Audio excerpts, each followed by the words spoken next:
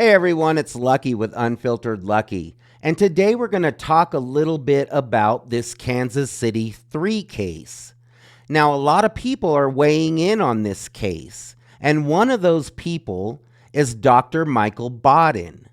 Now, Dr. Michael Baden is someone who I've been following for the majority of my life. He's a renowned forensic pathologist, and he has been involved in some very, very high profile cases. You know, he testified in the O.J. Simpson case. He was also involved in the investigations of Martin Luther King and John F. Kennedy. So Dr. Baden, is no stranger to high profile cases.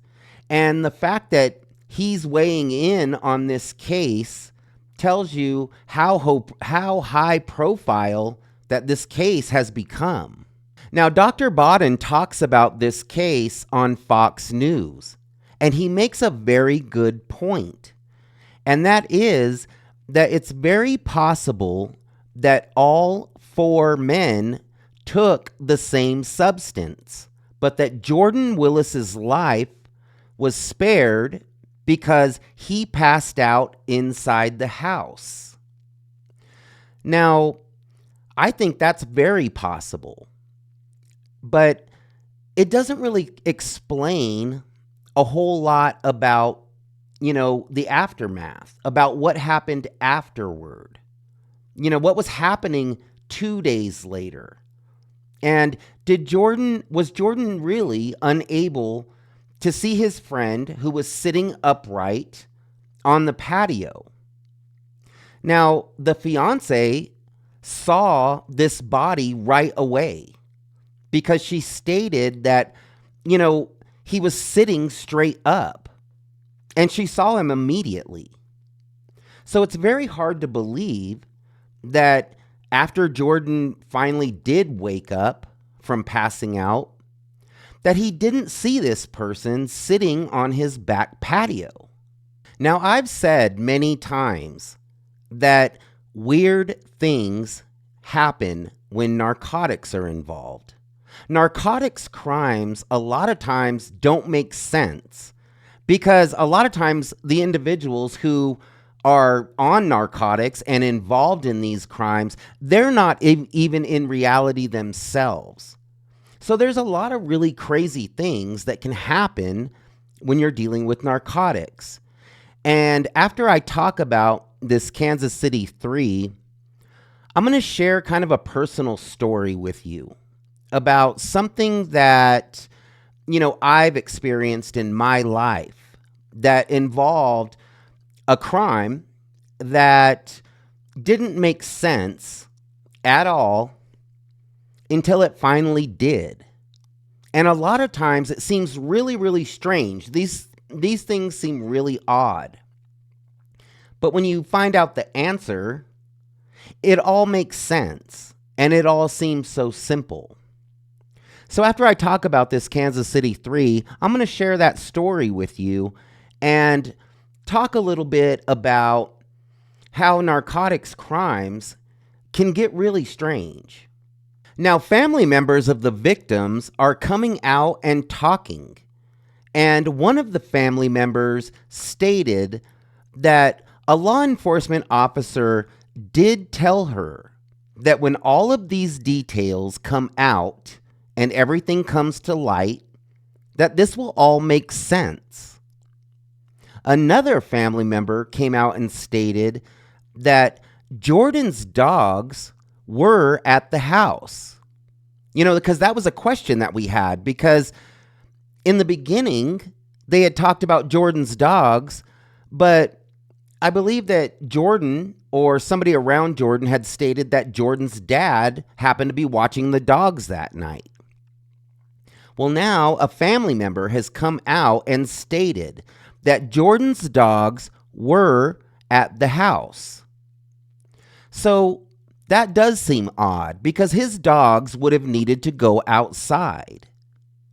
So Jordan would have had to look outside at some point unless he really was passed out from whatever substance that these men had taken.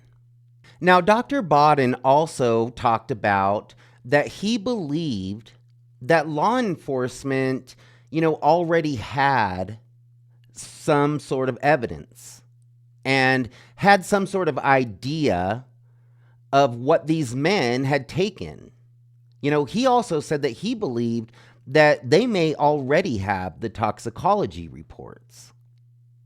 So, is it possible that law enforcement, when they entered the house, they found paraphernalia, or they found, residue, or they found something that automatically led them to believe that this could have been an overdose? This could very well be, the reason that law enforcement ruled out foul play right away. Now, we don't know that there were illegal substances in these men's bodies. And we don't know, that they overdosed, if they did overdose. Now, I've heard, family members of these men state that these men were not addicts. They were not addicts. And, I believe that. You don't have to be an addict to OD. These men had been out drinking all day, celebrating, their team won. It was a playoff game. And, maybe they had been drinking all day and went to Jordan's house and decided that they were going to party a little bit. That doesn't make them addicts. And that doesn't make them bad people. They were celebrating. Maybe they decided to do something that they might not normally do. That happens. Now, another thing about law enforcement finding these men in the backyard and possibly recognizing that, they had OD'd could possibly mean that they identified them as having OD'd and that was enough for them. It's not uncommon for law enforcement to find an OD victim and just write it off as that. Now, I'm not saying anything bad about law enforcement. I support law enforcement, but it does happen.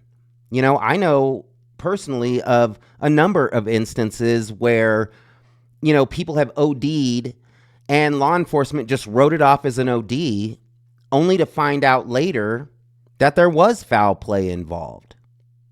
And that's going to lead me into my story.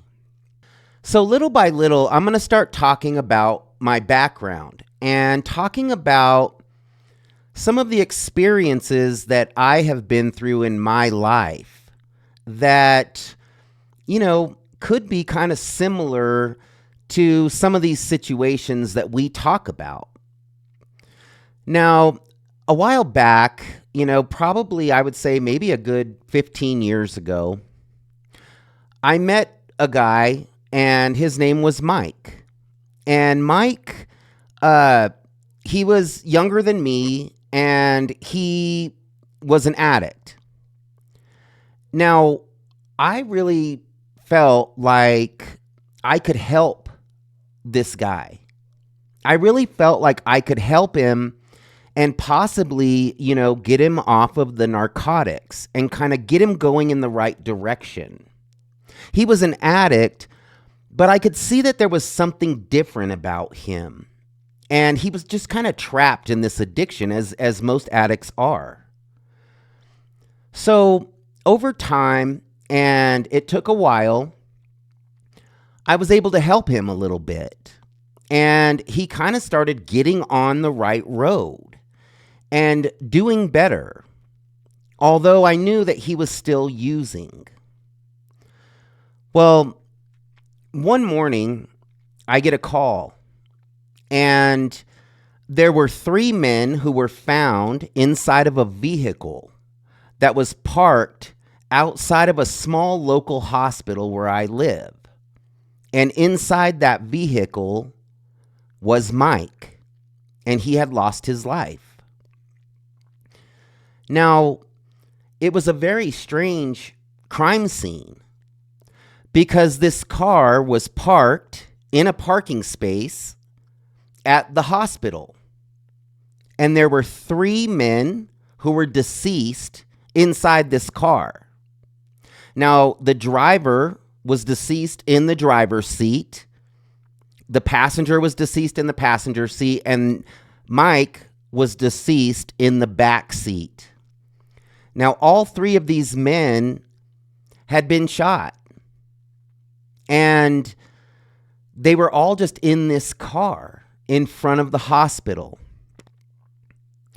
No evidence had really been messed with. There was casings and the weapons were all there. And it was a very strange scene because, you know, we were trying to wrap our head around the idea that these men, you know, were all shot inside this car parked outside the hospital. And it appeared that they had all, you know, committed this crime against each other. That they all just decided to, you know, shoot each other inside this car. But of course that didn't make sense. And if it did make sense, you know, how did the car get to the hospital and it was parked in a parking place if the driver, you know, was involved in this shootout and was still sitting in the driver's seat?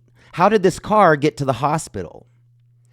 So this whole scenario didn't make a lot of sense, and it was a big mystery until some footage came out.